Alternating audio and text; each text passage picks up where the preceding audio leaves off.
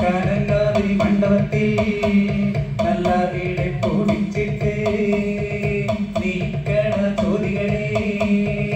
ഭഗവാൻ വരം കൊണ്ട് നീക്കണ ചോദികളെ ഓ മലനാട്ടിൽ പോകണല്ലോ ഓട് നാട് കാണണല്ലോ